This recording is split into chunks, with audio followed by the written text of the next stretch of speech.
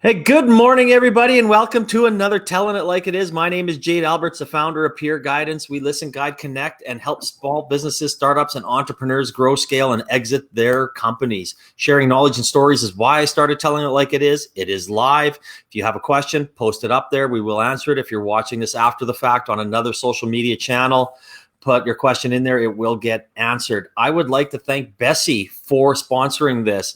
They sell 100% grass-finished Alberta beef, naturally raised chicken, and sashimi-grade seafood. So check them out. Their website is in the comments section and scrolling across the bottom. And I mean, they are a great Alberta company. I am excited about today's guest, Adam O'Brien, the founder of Bitcoin Solutions. Adam, how are you today? I'm well, man. How are you? I am fantastic. Thank you for asking. So, the cup was raised in Edmonton. You must be happy. That's a low blow, though, so early, man. That's a low blow. It was really beautiful. However, I did take quite a bit of joy seeing the Oilers banners in the background back from the heyday, long before I was born. But still nice to see, a nod. But I am hopeful that Connor gets the pleasure one day. Yeah, no doubt. I figured I'd start off with that since we were chatting before, and kind of give you that low blow. I do enjoy that. Well, at least you're not talking about football either, so that's we're in good shape there. I always like bringing up how we met, and you and I obviously met through the Canadian Blockchain Consortium. We both sit on the board. We're both passionate about blockchain and try and grow that throughout Canada and the world. So that's definitely how we met, and unfortunately, we haven't met in person yet, but we've had plenty of conversations. We were supposed to golf this summer, but that kind of fell through. So it'll probably be sooner than later, I imagine. Well, hopefully now we have to endure, the likes of golf simulators if they're around, and wish about and dream about the days of traveling to Phoenix to play golf. But hopefully next year you can show me a thing or two around the greens would be great. Well, we'll see about that. What I'll do is I'll give a brief introduction about yourself, Adam, and then we'll get after it. So awesome. Your curiosity started about why things work the way they do and how rethinking existing systems can help us unlock new opportunities. That's what inspired Adam to buy his first Bitcoin. In 2013, when cryptocurrency reached a value of $100, he made his first purchase. It was a terrible experience, and he thought he got scammed. When he realized how difficult it was to buy and sell, Adam set out on a journey to make Bitcoin more acceptable and easy to access. His goal is to bring Bitcoin further into the mainstream and educate everyday people about the benefits of decentralized currency. So usually I get into right off the start how you started your company, but not too often is there a really big announcement. And of course, Bitcoin Solutions is poised to be the first publicly traded Bitcoin ATM company in the world. So yes, how exciting is this? Man, you know what? It's extremely exciting. I'm really, I think the thing I'm most excited for is allowing investors to gain exposure to Bitcoin without actually buying Bitcoin. So what that means for an investor is that they have the ability to, have shares in a Bitcoin company that will perform and benefit from the expected rise and the expected, increase in value of Bitcoin, but still have the potential to be profitable even when Bitcoin kind of goes through its bear markets. We've seen Bitcoin, we've seen its volatility, and I'm just really, really excited to give Bitcoin a good name and to be able to show people that Bitcoin is not this big, scary, looming digital kind of commodity, that it can be really, really useful, and businesses can operate profitable as well. Well, I think it also takes, like you said, it takes away that scare factor that everybody says that it's only used for this certain thing or that certain thing. But you know what? It's money, and that's the bottom line. 100%. Yeah, it's even arguably even better than money because it's provable. You can audit the blockchain. You're able. It's sound money, and it creates sovereignty, which is I think ultimately should be the goal of our society, is to be sovereign. No, absolutely. So let's touch on your journey to this point. So how did you decide to start a Bitcoin ATM company? And obviously, like most people that I have on this show, their companies start out of an issue or a problem that they see, and it's no different for you. Yeah, the there must be a better way starting, right? I think kind of like you said, I really found interest in Bitcoin, reading about it on blogs, fell down the rabbit hole, was orange pilled very, very early, and just really, really wanted to get my hands on this kind of commodity, and there was no way to do it. I was kind of forced with meeting a guy in a back alley or sending money to Russia, neither of which seemed like very good options. So had the kind of experience, the scary, okay, we're gonna meet in this gasoline, parking lot, and kind of, I'm only available at 9:30 p.m. in the pitch black and all the rest of it. And then a few days later, like everything I've ever had, I put that Bitcoin like up for sale. I kind of posted an ad myself. I decided, hey, I can be that sketchy guy. I'll just do it in daylight, and ended up with 0.1 Bitcoin, and all of my $100 I kind of got back. So effectively made 10%. In like less than a week. And I thought, wow, this is great. So I put a standing ad on Kijiji, and kind of my phone was ringing a few times, and one more on Facebook, and my phone was ringing a few more times. And then eventually kind of built up this little book of business. And then in the fall of that year, 2013, the first Bitcoin ATM was deployed in Vancouver. And I was like, man, that is just so accessible, so fast, so easy. Bought a Bitcoin ATM, and then we deployed Alberta's first Bitcoin ATM in February of 2014. So that's kind of where the journey really started, was in a pub downtown here in Edmonton, and we deployed that first ATM, and then from there kind of just started growing. Right, really immersed myself in the industry. That was a side hustle at that point, and then in the summer of 2014, I quit my job and went full time, head first into this industry. And today we're sitting at just over 70. I think right now we're at 73, 74 ATMs. The reason I'm not sure is because we had a few set for deployment this week, and I believe they're going live today. So just under 75 machines across Canada, and we're super excited to be just continue making Bitcoin accessible and understood. That is awesome. I mean, that's great, and congratulations on your success. Thanks, man. So thinking about back into those 2013, 2014 days, your conversations about Bitcoin and talking about Bitcoin from, people that got it early, obviously are profiting quite well from it. But how has that conversation changed as you've moved into, 2020? Are there still those conversations where people just say it's shit, or is it just, is it a better conversation today? There's a lot better conversation. I would actually note it's changed more from awareness to function. So in 2014, I'm flying to Toronto to check out a Bitcoin conference. Me and like 40 other people are going to this Bitcoin conference. And on the plane, what are you doing? Whatever. And oh, I'm going to this Bitcoin conference. Bitcoin, what's that? Right. Or oh yeah, my nephew told me about that once, but it's trash. And so the conversations kind of changed from that to everyone now knows about Bitcoin. Bitcoin is fully households known. If you say Bitcoin, people understand, it's decentralized. They understand the blockchain. They understand kind of not what it is, but they understand, the proof of what it is, right? They've heard of Bitcoin before, and they maybe get it a little bit. So now it's kind of more around, well, how does that work? Why is that so safe? Why do you say it's safe? How do I buy it? What is it used for? Who uses it? Those types of questions, which is great. Like, I think you got to think, like, I make the joke or the statement all the time. Our company is 7 years old in a 7-year-old industry. Bitcoin itself is technically 11 years old. That's shocking. You think about other things that are 11 years old, and they have nowhere near the market cap, nowhere near the reach and the community that Bitcoin has. So I think it's really, really important to remember just, we truly are in the infancy, and Bitcoin really hasn't even begun to show us the true legs that it has to kind of truly be as powerful and kind of reach its full potential in its power. Oh, I totally agree with you. I'm talking with Adam O'Brien, the founder of Bitcoin Solutions. Website is on here. You can also click in the comment section and take you directly to their website. So you're the second company I've interviewed about being going publicly traded. It was another Edmonton company, TrustBix, who again, they sit on our board.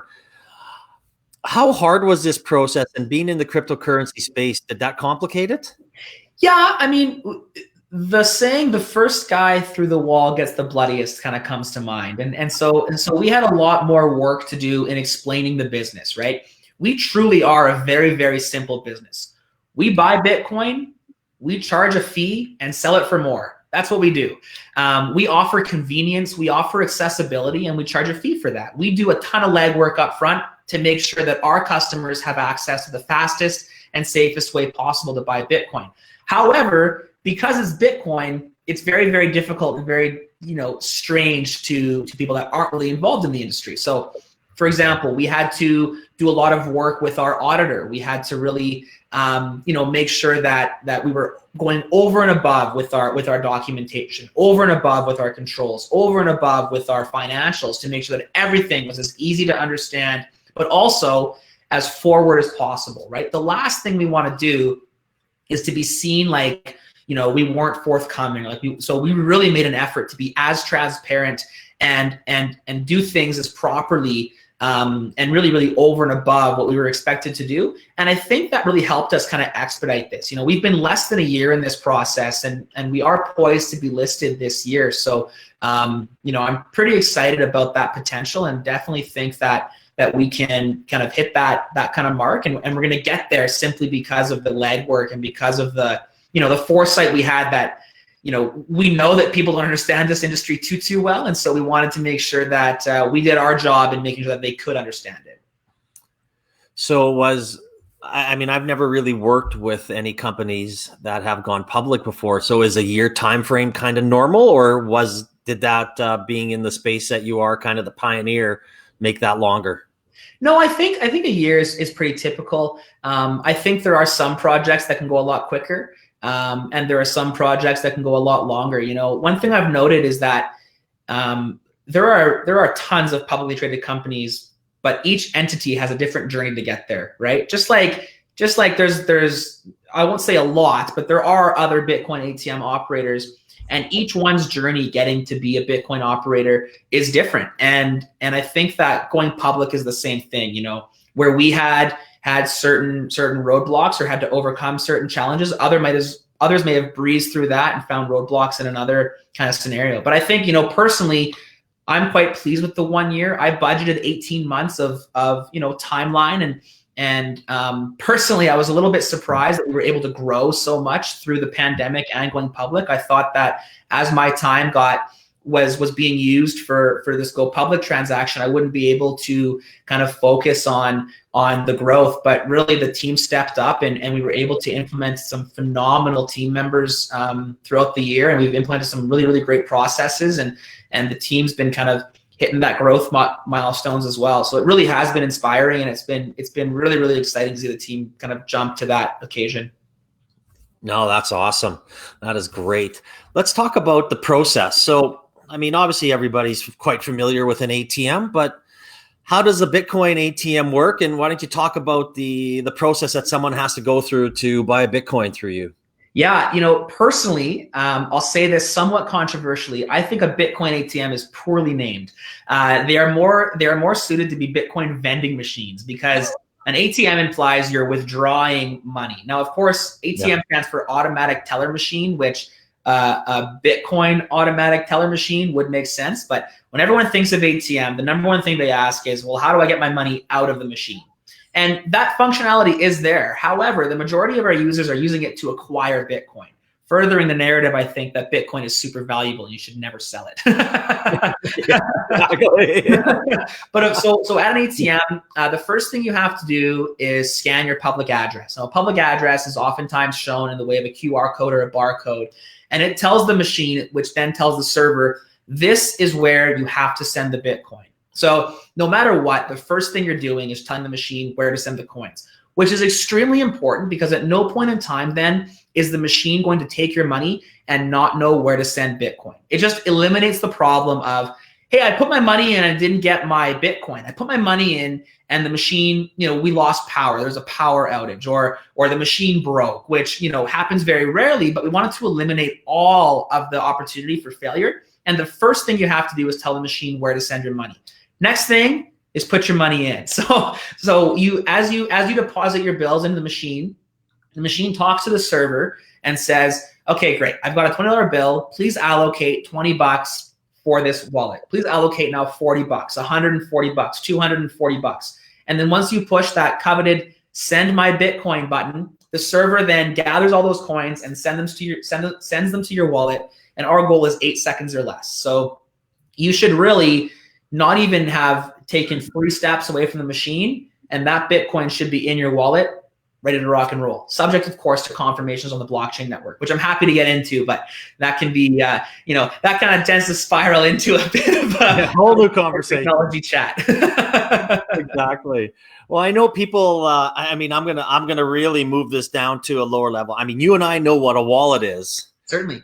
But why don't we just talk about what a wallet is in the cryptocurrency world? Yeah. So a Bitcoin wallet, or maybe otherwise known as a digital wallet, is effectively 2 sets of passwords. So they have call it a mailing address, and then the password or the key to that mailbox. And so the mailing address, or the public address, that QR code that you scan at the machine, is effectively, not tied to any person, but certainly tied to a public key, tied to a wallet. And that's effectively, you can broadcast that out to the world. It's like your email address or your mailing address, and you can say, look, send money here, and I'm going to be the one that receives this money. However, the public or the private key, the private address, is kind of the key that then unlocks those funds. So when you tell your wallet, hey, I want to send my money to this public address, and public address is like 35 alphanumeric characters. It's a scramble of numbers and letters. It's not meant to be memorized. Really, there only really should be used one time. A public address should be used once only. And on that note, you can have multiple public addresses tied to a single private key. So then that private key says, yeah, I can unlock those funds. And if I say, I want to send half of my Bitcoin to Jade, did a great job on the show, really appreciate it. You get a big tip, man. And we're going to send half that Bitcoin to you. I need that key. I have to prove that I am the true owner of those funds. And so I activate it with the private key, and then the wallet is able to then send. That's like the missing link to be able to send those coins to wherever I designate them. Yeah. So the wallet's main functionality is to hold and then have the ability to send or spend those Bitcoin.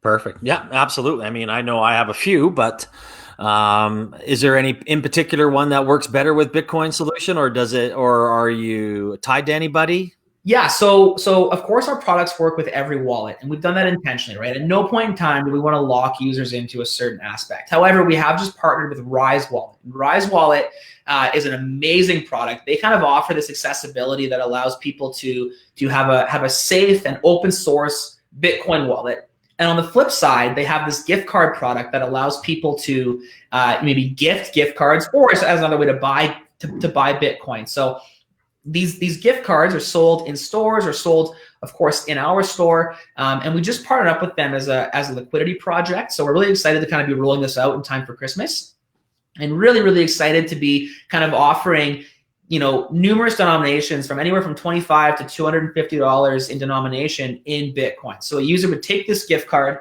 It looked like this. And so this is a $250 gift card there. And this gift card here, when sent to your aunt or your cousin or your sister or your mom and dad, it's denominated in Canadian dollars. And then the user would then scratch the back of this code, which is a QR code. You open your Rise Wallet app, you scan that QR code, and the funds are then transferred from the gift card into Bitcoin and placed on the Rise Wallet app, which is fantastic. I mean, this really is, I think, a product that allows people. Right now, gifting Bitcoin is difficult. You have to set them up with a private key and a public key, and send them to an ATM or send them to a custodian exchange, which in my opinion are the safest way to buy Bitcoin. Whereas this is a nice way to kind of just, give them a dollar value, send it to them in the mail, send it to them, in a Christmas card, and then they have access to the most sound money in the world. No, absolutely. I posted the Rise Wallet website up there for those who want to check it out. You can also go click on it in the comments section, and of course, click on Bitcoin Solutions in the comments section. So that's pretty cool. So instead of handing out a bottle of wine or a box of chocolates, you can hand out a Bitcoin card to them. Absolutely. We're definitely excited to be partnering up with some corporations this year. corporations looking to give their team members and their employees and their staff the truest form of money. And the best Christmas bonus you can give is certainly some Bitcoin. And I might be biased in that, a little bit.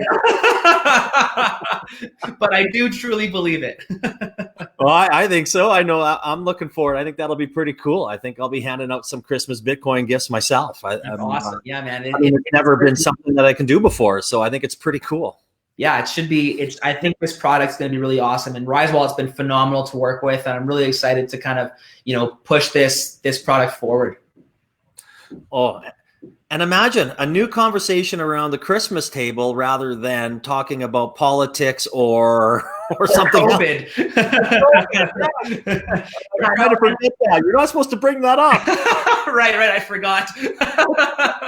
But you're absolutely right. I mean, like, Bitcoin, if nothing else, gets people talking, and if done properly, chatting and talking about Bitcoin, it doesn't have to go negative, right? We can just talk and debate and discuss the technology. Truly, Bitcoin, it models sound money, and it is sound money. It's a verifiable, auditable token. However, it truly is a technology, and the technology backing Bitcoin, one that is decentralized, one that is powered by this exuberant network, such as the blockchain and the mining protocols behind Bitcoin. That is where the excitement comes in. When you kind of understand the difference between, something that is Bitcoin and something that is fiat, I think that's where the real power kind of comes into play.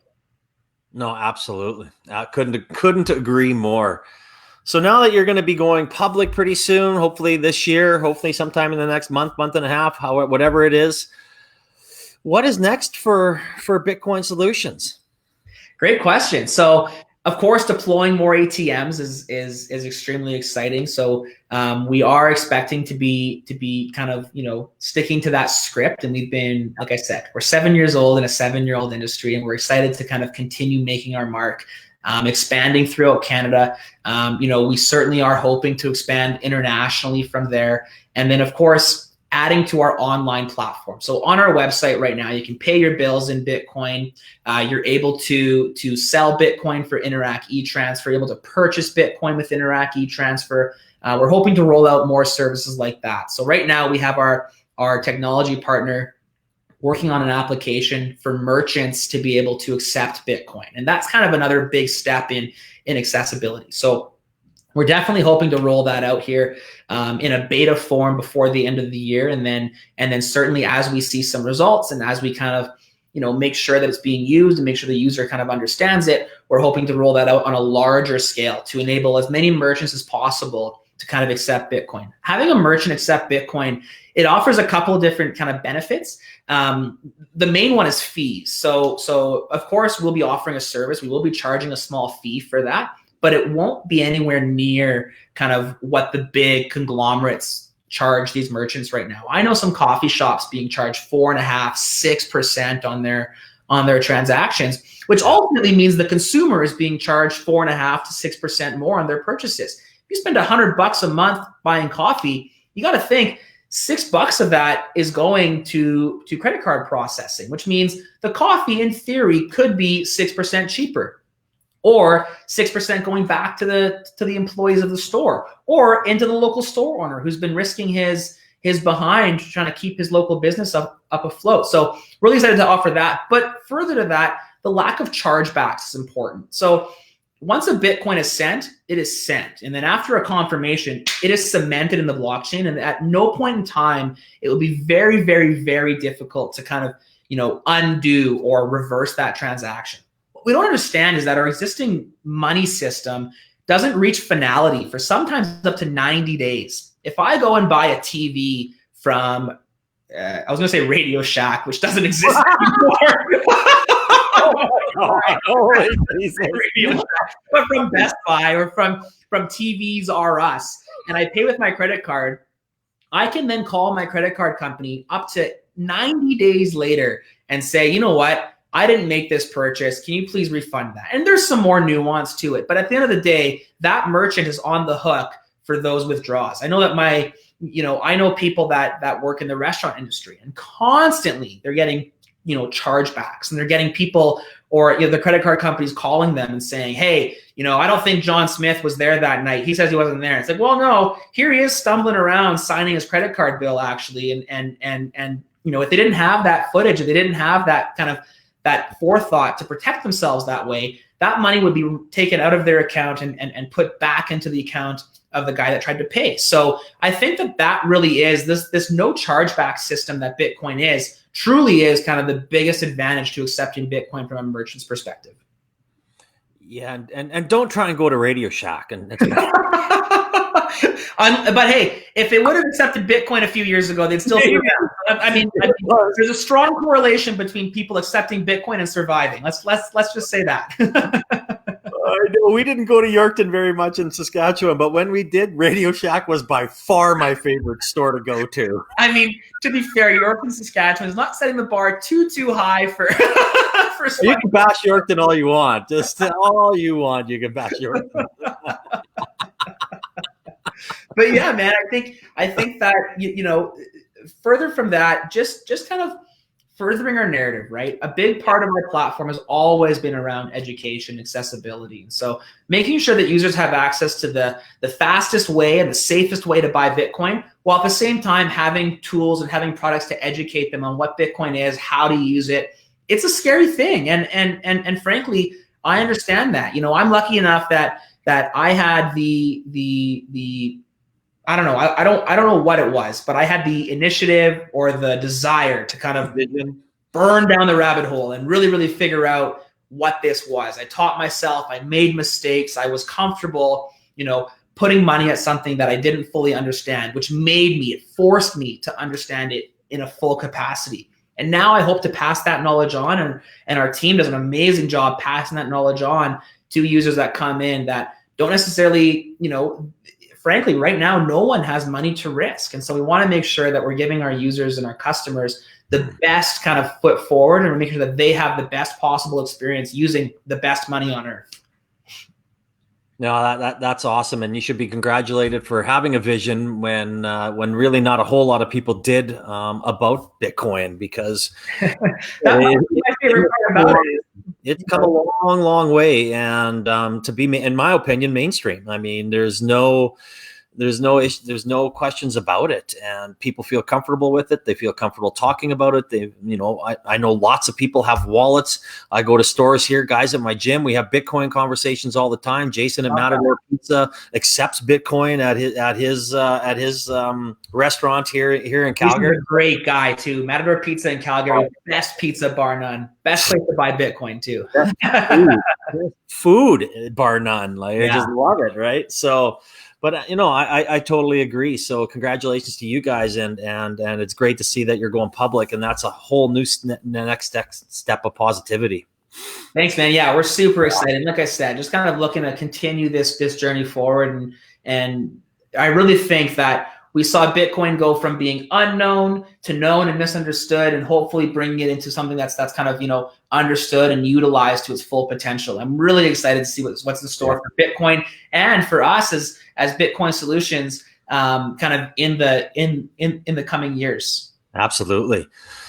So I do have one final question for you, Adam, and it's the same one I have everybody, and I'm curious to see how you answer this one. So if you had one piece of advice for a small business, startup, or entrepreneur, what would that be?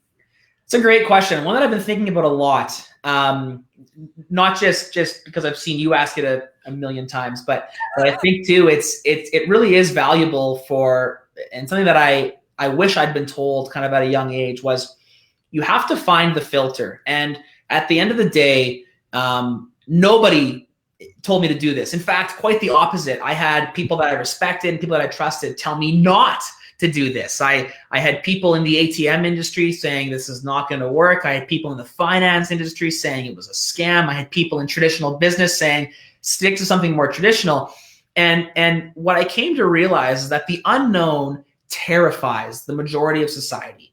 And if you can find a way to take the unknown, make it known, and really, really double down on it, I truly think you'll find success. And what I mean by that is, at no point in time did I listen to any one person. what I did was I took as much info as I possibly could from every direction.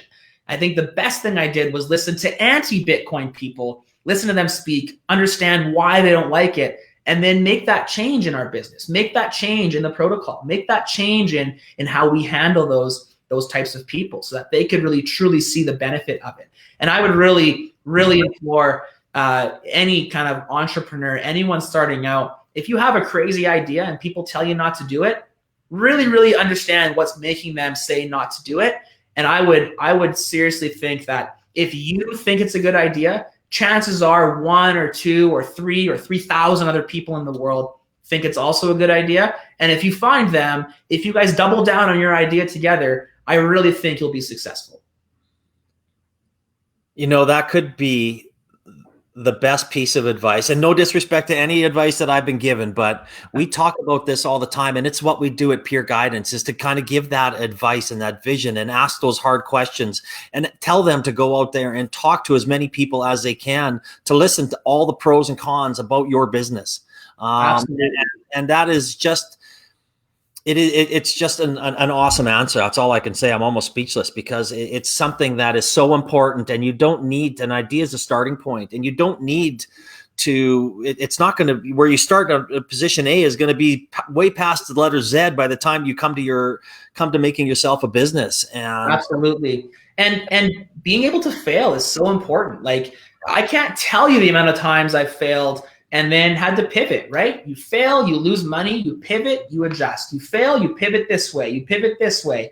And eventually you end up here and you started back here. There's 4 or 5 failures along the way, but you're still light years ahead of where you were when you started. And I think that failure doesn't mean stop. Failure means pivot, adjust, learn, and then keep going. And that's, I think, the biggest piece of advice. I would really, really hope anyone listening right now, just take this as your nudge. Start learning, start failing, and then start growing. And I think it's in that order. Absolutely. No, I couldn't agree more. And I appreciate you coming on, Adam, sharing your knowledge, sharing your story. Obviously a huge Alberta success story, what you guys are accomplishing right now, being a trendsetter, being having vision before anybody else had even anything to talk about Bitcoin and putting them into ATMs and moving forward. So, and I'm you guys going public is absolutely astonishing, and I'm definitely going to have a follow-up interview in maybe 6 months or 9 months to see how things are going, and hopefully talk about no failures and all your successes, or share something that led to an extreme success, right? That's where the best come from sometimes. Well, yeah, and share your story of going public, which a lot of people don't understand, right? When Hubert was on here, he talked about the difficulties of it, and the pros and the cons and all that kind of stuff after the fact. Once you're listed, you can't. I mean, there's obviously some stuff you can't talk about now, obviously for investor relations and legalities, but that's something that you can share hopefully in 6 or 9 months when we have you on again.